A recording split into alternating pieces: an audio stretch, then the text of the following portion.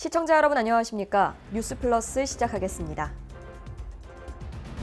의료법 개정안 통과와 관련해 대한의사협회가 강경한 입장을 굽히지 않고 있습니다. 의료법 개정안이 계속해서 화두에 오르고 있는 가운데 법안의 발의 배경에 대해 알아봤습니다. 코로나 바이러스 백신 예방접종과 관련해 분기별 우선순위 접종 대상자에 대한 자세한 내용 전해드립니다. 마포구가 올해도 사회적 배려계층을 대상으로 한 무료중개 지원 사업을 이어갑니다. 포항시가 51만 인구 달성을 위해 포항사랑 주소 받기 운동을 추진하고 있습니다. 국회 소식입니다. 코로나19 백신 접종이 한창 시행되고 있지만 대한의사협회가 의료법 개정안 통과 관련해서 강경한 입장을 굽히지 않고 있습니다. 이 법안이 국회를 통과하면 백신 접종에도 협력하지 않겠다는 입장이라서 정부의 방역 계획에 차질이 우려되고 있습니다. 지난 26일부터 시행된 코로나19 백신 접종, 하지만 예상치 못한 복병이 등장했습니다. 백신 접종을 진행할 의사들이 복병으로 드러난 겁니다. 조심사를 생략하고자 합니다. 이의 없으십니까? 네, 없으시면 가결되었음을 선포합니다. 지난 19일 국회 보건복지위원회 통과, 법제사법위원회 심사를 앞두고 있는 의료법 개정안이 도마에 올라선 겁니다. 개정안의 내용으로는 금고 이상의 형을 선고받은 의사의 면허를 취소하는 법안 등이 있고, 이에 대한의사협회가 반발하고 있습니다. 개정안의 골자는 금고 이상의 형을 선고받고 집행기간이 끝난 의사는 이후 5년 동안 면허가 취소되고, 금고 이상의 형에 대해 집행유예를 선고받을 시 유예기간이 끝난 시점부터 2년 동안 환자를 진료할 수 없게 되며 선고 유예기간 동안 면허가 취소된다는 내용입니다. 이에 대한의사협회는 의료법 개정안에 대해 입장문을 발표했습니다.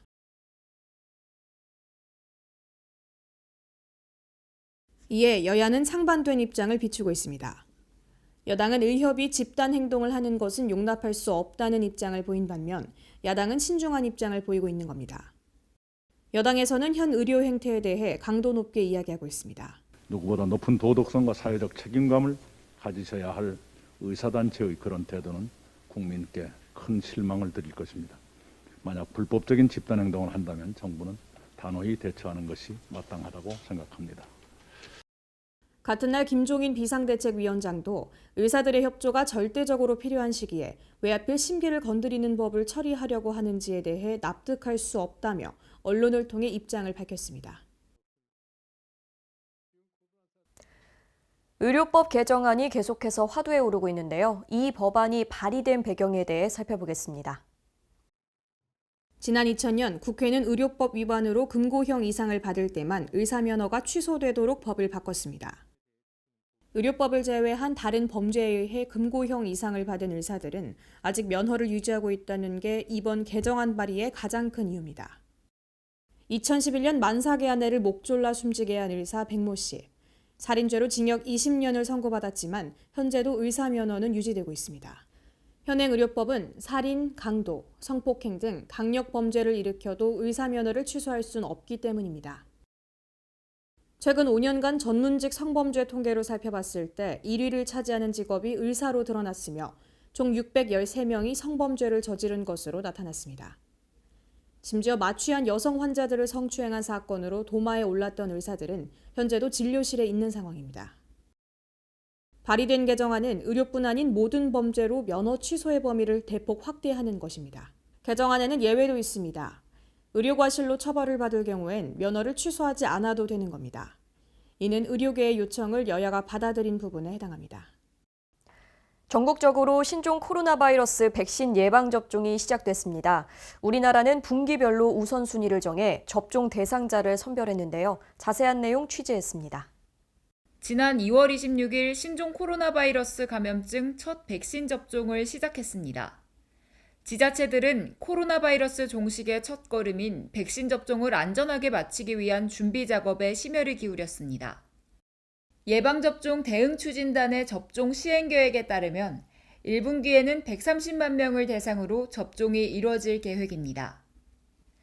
특히 현장에서 코로나 환자를 치료하는 보건의료인 등 고위험 의료기관 직원이나 요양병원 재활시설 입소자 및 종사자를 중심으로 예방접종이 실시됩니다. 2분기에는 900만 명을 대상으로 접종이 이뤄질 계획이며 장애인, 노숙인 등을 비롯한 60세 이상 고령자 순으로 접종합니다. 3분기에는 성인 만성질환자와 5, 60세 성인, 군인 등이 대상자이며 일반 성인 만 18세에서 49세까지를 대상으로도 접종이 이뤄질 예정입니다. 마지막으로 4분기에는 2차 접종자와 미접종자, 재접종자를 대상으로 접종이 계속될 계획입니다. 아울러 정부가 확보한 백신은 총 5가지로 7,900만 명분이며 이는 분기별 순차적으로 공급할 예정입니다. 1분기에는 아스트라제네카, 2분기에는 얀센과 모더나, 3분기에는 화이자가 단계적으로 도입됩니다. 단, 정부는 개인별 백신 선택권을 부여하지 않으며 최대한 많은 국민에게 백신을 접종하기 위해 이 같은 방법을 택했다고 밝혔습니다. 한편 코로나19 백신은 접종 뒤 항체가 형성되는데 2주 정도 소요됩니다. 2차 접종을 기준으로 7일에서 14일 뒤 항체가 가장 높은 것으로 보고되고 있기에 백신 효과를 최대화하기 위해 백신별 권장기간 내 2차 접종을 마치는 것이 중요합니다. 접종 대상자로 확정되면 전화나 문자로 안내받을 수 있으며 누리집 및 콜센터 1399를 통해 백신 예방접종 사전 예약도 가능합니다. 수도권 소식입니다. 마포구가 예상치 못한 재난 및 사고로 피해를 입은 구민들을 돕기 위해서 운영 중인 마포구 구민안전보험을 지난달 25일부터 정액형이 아닌 실비형 보장으로 변경해 보장 실효성을 높인다고 밝혔습니다. 마포구 구민안전보험은 등록 외국인, 거소등록 동포를 포함해 마포구에 주민등록이 돼 있는 모든 구민이 별도 가입 절차 없이 혜택을 받을 수 있습니다. 보험 가입 기간 중 발생한 사고라면 발생일로부터 3년 내 보험 청구를 할 수 있습니다. 마포구는 구민들이 일상생활에서 발생할 수 있는 재난 및 안전사고로부터 피해를 입는 경우에도 안정적으로 보상해 줄 수 있는 제도적 장치를 마련하기 위해 이전에 시행하던 사망, 후유장애에 대한 정액형 보장이 아닌 실비형 보장 보험 도입을 결정했습니다. 각종 재난이나 안전사고로 발생한 상해의료비 또는 장례비를 1인당 200만 원 한도 내에서 보장하며 개인 실손보험 가입 여부와 상관없이 중복 지급이 가능합니다. 교통사고, 산업재해, 자전거 및 개인형 이동수단에 의한 사고, 기타 배상책임보험 및 국가지원금을 통한 보상 처리 가능 사고는 보장 대상에서 제외됩니다. 마포구가 올해도 사회적 배려 계층을 대상으로 부동산 중개 수수료를 30만 원까지 지원하는 무료 중개 지원 사업을 이어간다고 밝혔습니다. 사회적 배려 계층을 위한 무료 중개 지원 사업은 지원 대상자가 전월세 보증금 1억 원 이하 주택 임차 시 부동산 중개 수수료를 최대 30만 원까지 지원하는 사업입니다. 2019년 6월에는 국민기초생활수급자 소득 하위 일부에서 전체로 확대해 지원했고 저소득 한부모 가정을 신규 지원했습니다. 지난 12월부터는 북한 이탈 주민과 다문화 가족 중 의료급여 대상자를 추가 지원하는 등 대상자를 확대 운영하게 돼 올해에는 더 많은 저소득 주민들이 혜택을 볼 수 있을 것으로 예상됩니다. 2019년 처음으로 구비를 편성해 운영한 결과 해당 연도 총 23세대에 420만 원을 지원했습니다. 2020년에는 전년 지원 금액 대비 243% 상승한 총 46세대에 875만 원을 지원하며 대상자 확대에 따른 효과를 확인할 수 있었습니다. 무료 중개 지원 사업 신청이나 자세한 내용은 마포구 부동산 정보과 또는 거주지 동주민센터로 문의할 수 있습니다. 의왕시는 지난 19일 의왕교육지원센터에서 김상돈 의왕시장과 지명숙 군포의왕교육지원청 교육장이 참석한 가운데 경기도교육청과 의왕혁신교육지구 시즌3 업무 협약을 맺었습니다. 이에 따라 의왕시와 교육청은 오는 3월부터 2026년 2월까지 5년간 의왕혁신교육지구 시즌3 사업을 추진할 예정입니다. 의왕시에서는 학생의 꿈을 여는 행복한 의왕혁신교육이란 비전 아래 지역 교육 거버넌스를 통한 교육 자치 실현과 학교와 마을의 교육 협력을 통한 혁신 교육 생태계 강화, 그리고 지역 특색을 반영한 미래 교육체제 구축을 목표로 소통과 협력을 해나갈 방침입니다. 대표적인 사업으로는 학생 중심의 특색 있는 교육과정 지원을 위한 꿈이룸 혁신학교, 지역교육 자원을 발굴해 학교와 연계한 학교 마을 연계 프로그램과 4차 산업혁명 시대를 이끌어갈 지역인재 육성 창의융합 프로젝트 등이 있습니다. 김상돈 시장은 의왕시가 교육청, 지원청과 유기적으로 협력해서 혁신 교육지구 사업의 확산과 학교별 창의적인 교육과정 구축에 행정 및 재정 지원을 할 계획이라고 말했습니다. 광주시가 아이나 키우기 좋은 광주를 만들기 위해 온라인 플랫폼인 광주 아이키움에서 임신, 출산, 양육 등의 다양한 정보를 제공하고 있습니다. 광주 아이키움은 출산과 양육 등 생애주기별 지원 정책 안내, 수요자 맞춤 정보 검색 서비스, 돌봄 서비스 예약 기능, 돌봄 지도 제공 4가지로 구성돼 있어 육아 돌봄 궁금증을 한 곳에서 해결할 수 있습니다. 또 온오프라인 상담이 가능한 전문 돌봄 코디네이터들이 육아, 부모 교육, 초등 돌봄 등 시민들의 궁금증을 해결해주고 각종 정책에 대한 맞춤형 정보를 제공하고 있습니다. 우리 시는 광주 아이키움을 통해 육아 칼럼, 사례 중심 육아 웹툰, 이유식 레시피 동영상 같이 다양한 콘텐츠를 제공할 예정이고요. 수요자 입장과 생애 주기별 사회 변화 대응 등 시민이 체감할 수 있는 사업들을 계속해서 발굴 추진하겠습니다. 한편 광주시는 시민들의 양육비 부담을 덜기 위해 광역시 최초로 출생육아 수당을 도입했으며 신혼부부 대상 난임 검사비 지원과 광주형 산후조리 서비스 지도 등도 추진할 계획입니다. 2017년부터 추진되고 있는 광주형 도시재생 뉴딜 사업이 단순한 주거환경 정비를 뛰어넘어 지속가능한 도시공동체의 새로운 대안으로 급부상하고 있습니다. 광주시는 현재 광주역 등을 비롯한 총 15개 사업장에서 뉴딜 사업을 진행하고 있으며 2025년까지 총 사업비 1조 7천억 원을 투입해 도심 곳곳에 활력을 불어넣을 방침입니다. 광주형 도시재생 사업은 새로운 성장 거점을 조성하기 위한 것으로 올해는 국비를 포함해 약 2천억 원의 예산이 투입됩니다. 도시재생 뉴딜 사업이 젊고 풍요로운 광주를 건설하는 발판이 되도록 하겠습니다. 이에 따라 양림동 문화복합교류공간 청년창작소 등 주민 편의시설을 확충하고 안전한 거리를 위해 CCTV 설치와 노후된 골목바닥 정비 등을 추진합니다. 또 농성동, 사직동 등 주거지역을 중심으로 주거환경 개선 사업을 진행하고 지속가능한 도시재생 추진 모델을 만들어가기 위해 도시재생대학, 주민제한 공모사업 등 다양한 주민 역량 강화 사업을 실시할 계획입니다. 이어서 강원도 소식입니다. 평창군은 지난 2월 16일 한국농어촌공사 원주지사와 대미 자연재해 위험 개선지구 정비 사업의 효율적 추진을 위한 위수탁 협약을 체결했습니다. 대미 자연재해 위험 개선지구 정비 사업은 박림면 개촌 1리 대미 지역의 가뭄 해소와 농업용수의 원활한 공급을 위해서 다목적 방제 시설을 설치하는 사업인데요. 이를 위해 평창군은 사업비 총 224억 원을 투입했습니다. 사업을 효율적으로 추진하기 위해서 많은 경험과 분야별 전문가를 확보하고 있는 한국농어촌공사 원주지사와 위수탁 협약을 통해 대행 사업으로 추진할 계획입니다. 협약 체결 이후 한국농어촌공사 원주지사는 현재 진행 중인 기본시설 및 실시 설계 용역에 대한 사전 검토 및 행정 지원 후 완성된 실시 설계를 기준으로 사업 발주, 관리 감독 및 사업 관리 등의 업무를 수행할 예정입니다. 강원도와 횡성군이 전기자동차 모터 전문기업인 주식회사 부솔 EPT와 지방이전 투자 협약을 체결했습니다. 지난 16일 강원도청에서는 강원도와 횡성군, 부솔 EPT가 참여한 가운데 투자 협약식이 열렸습니다.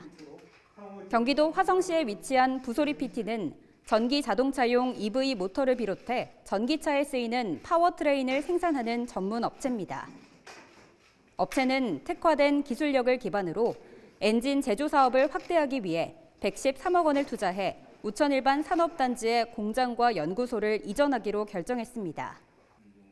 투자가 완료되면 80명의 신규 고용이 창출될 것으로 기대를 모으고 있습니다. 계속해서 충청도 소식입니다. 충북 11개 시군을 바이오와 반도체, 에너지, 미래 모빌리티 벨트로 묶어서 관련 산업을 육성하는 경쟁력 강화 산업이 추진됩니다. 대표적으로 청주는 2차 전지 산업, 충주는 친환경 미래 모빌리티 소재 부품 산업, 제천은 천연물 산업, 음성은 신에너지 산업 등입니다. 도는 각 시군 경쟁력 강화 산업을 중심으로 기술 지원을 하면서 산업 육성 거점 구축에 전력을 다할 계획입니다. 또 시군에서 추진 가능한 사업은 공모 사업 등을 통해 국비와 연계할 방안도 마련할 방침입니다. 보령시는 코로나19 최전방에서 힘쓰고 있는 보건소 직원들에게 감사의 마음을 전하는 챌린지를 추진합니다.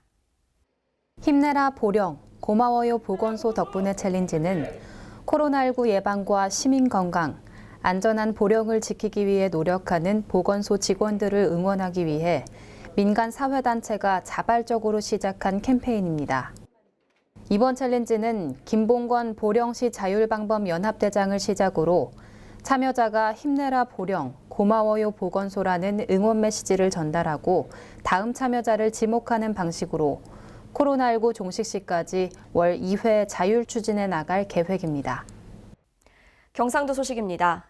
인구가 늘어날수록 도시는 활기를 띠는데요. 포항시가 51만 인구 달성을 위해서 포항사랑 주소갖기 운동을 추진하고 있습니다. 특히 포항시 주소갖기 운동 범시민 추진위원회도 출범해 인구 조기 회복을 위한 힘찬 걸음을 내디뎠습니다. 포항시는 지난 19일 지역의 50여 개 기관 및 기업, 사회단체 대표자들이 참석한 가운데 포항사랑 주소갖기 운동 범시민 추진위원회 출범식을 가졌습니다. 이번 행사는 올 한 해 시정 최우선 과제인 51만 인구 회복을 도모하는 포항사랑 주소갖기 운동의 범시민적 동참 분위기를 조성하기 위해 마련됐습니다. 이날 출범식은 인구정책 추진 방향 설명, 위촉장 수여, 협력 방안 토의, 협약서 서명 등으로 진행됐습니다. 특히 이강덕 포항시장은 회의를 주재하며 각 단체 대표자들과 포항시 전입을 장려하는 다양한 방안에 대해 의견을 교환했습니다. 또 포항사랑 주소갖기 운동과 전입 지원금으로 인한 최근 포항시 인구 증가세를 강조하며 출범식을 통해 연내 51만 인구 회복이 가시화될 수 있도록 각 단체별로 힘을 모아줄 것을 당부했습니다. 포항사랑 주소갖기 운동 범시민 추진위원회는 각 단체별 성격에 따라 기업 협력, 교육 협력, 군부대 협력, 시민 협력 등 4개 분과위원회로 운영하며 향후 분과위원회별로 다양한 주소 이전 대책을 마련해 적극 추진할 예정입니다. 포항시가 포항항 구항 도시재생 뉴딜 사업의 핵심인 첨단 해양산업 R&D센터 착공에 들어갔는데요. 포항의 미래를 밝힐 신산업 R&D 인프라를 구축하며 새로운 성장 동력을 만들어낼 것으로 기대됩니다. 포항시는 17일 송도 부두에서 포항항 구항 일원 도시재생 뉴딜 사업의 핵심 시설인 첨단 해양산업 R&D센터의 착공식을 가졌습니다. 첨단 해양산업 R&D센터는 2022년 완공을 목표로 해양 레포츠 관련 시설과 함께 공장형 실험실, 공용 회의실 등의 시설을 갖출 예정입니다. 아울러 포항의 풍부한 R&D 인적 자원 및 기술 보유기관을 중심으로 입주 기업에 대한 차별화된 지원을 통해 2026년까지 30개 기업과 150여 개의 일자리 창출을 목표로 하고 있습니다. 특히 첨단 해양산업 관련 연구기관의 입주를 통해 해양 레저용 소재 개발을 위한 특화형 R&D를 추진하는 등 해당 분야 기술 개발에 더해 해양 레저 산업 육성 및 창업 활성화를 기반으로 해양 관광 인프라 구축에도 힘쓸 계획입니다. 이를 통해 시는 첨단 해양산업 R&D센터가 도시의 새로운 성장 산업을 육성하고 산업 구조를 개편하는 핵심 거점으로 자리매김하도록 한다는 방침입니다.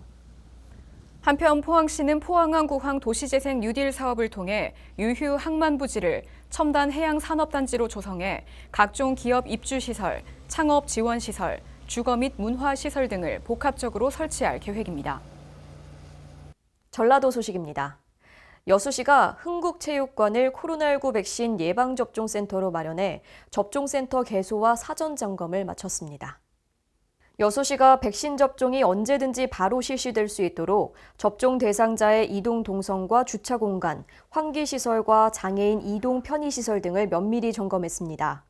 저온과 냉동 보관이 필요한 백신을 위해 초저온 냉동고를 구비했으며 코로나19 확산 방지와 안전한 접종을 위해서 입출구를 분리해 배기 공간을 충분히 확보했습니다. 예방접종센터인 흥국체육관에서 전체 시민의 60%인 14만 7,630명에게 대상자별 우선순위에 따라 순차적으로 예방접종을 실시할 계획입니다. 우수가 지나면서 남원에서는 봄나물인 곤달비 수확이 한창입니다. 곤달비는 봄나물의 제왕이라 불리며 각종 비타민도 풍부해 많은 사랑을 받고 있는데요. 보도에 황인아 기자입니다. 전북 남원시 운봉읍에서 고급 산채인 곤달비 수확에 나섰습니다. 시에 따르면 고급 산채인 곤달비는 저온성 식물로 자연에서는 5월이 돼야 수확이 가능하나 삼중 터널 재배로 심어 2월부터 수확이 가능해 3개월이나 빠른 봄맛을 느낄 수 있습니다. 향이 독특한 곤달비는 쌈이나 무침, 장아찌로 다양하게 섭취할 수 있으며 특히 단백질, 탄수화물, 칼슘 및 비타민 A, 비타민 C 등이 풍부해 환절기 나른함을 떨치고 삶의 활력을 찾는 데 매우 유익하다고 알려져 있습니다. 농업기술센터 관계자는 산야초의 1번지 지리산의 청정환경에서 재배된 곤달비는 특유의 향과 품질이 우수하며 웰빙 건강식품으로 인기가 있으며 시범적 재배를 더욱 확대해 지역 농업인의 농가 소득 증가에 도움이 되도록 적극 노력해 나갈 계획이라고 말했습니다. 지금까지 전북에서 황인아였습니다. 지난해 여름 집중호우로 피해를 입은 용담댐 하류 피해 주민의 실질적 보상을 위한 목소리가 커지고 있습니다. 황인아 기자의 보도입니다. 전북 무주군 분안면 용담댐 피해 주민들이 용담댐 방류로 인한 피해와 방류 원인에 대한 철저한 조사를 요청했습니다. 피해 주민들은 국가는 국민의 생명과 재산을 보호해야 할 책무가 있다며 어떠한 명분과 논리도 국가의 주요 기반 시설에 의해 침해된 국민의 재산권 행사를 막을 수 없다고 주장했습니다. 황인홍 군수는 피해 주민 여러분들도 부디 힘내시고 또 희망을 버리지 말고 모두 합심해 이번 위기를 잘 극복해 나가자고 말했습니다. 한편 환경부와 국토부, 행정안전부는 용담댐 수해 피해와 관련해 지난해부터 올해 6월 27일까지 용담하수 수해 원인 조사 용역을 실시할 예정입니다. 지금까지 전북에서 황인아였습니다. 진안군이 주민쉼터 보수공사를 통해서 주민화합회장을 다시 한번 새롭게 단장합니다. 자세한 내용 황인아 기자가 취재했습니다. 진안군이 주민들의 화합과 소통 공간으로 이용되는 마을회관과 모정 등 주민쉼터를 신중축하고 기존 시설에 대한 보수공사를 추진합니다. 군은 95년부터 마을회관 189개소, 모정 208개소를 신축하였고 노후쉼터에 대해서는 다양한 유지보수 사업을 실시해왔습니다. 올해는 총 11억 원을 투입하여 주민쉼터 신축 및 증축, 창호 교체, 노후 난방배관 교체, 지붕 방수, 실내 화장실 설치 등의 사업을 추진할 계획입니다. 전춘성 진안군수는 주민쉼터 조성을 통해 주민들이 서로 소통하고 화합할 수 있는 장이 마련되고 있다면서 앞으로도 주민들의 삶의 질 향상과 마을 공동체 번영 발전을 위해 주민쉼터 조성을 계속 확대해 나가겠다고 말했습니다. 지금까지 전북에서 황인아였습니다.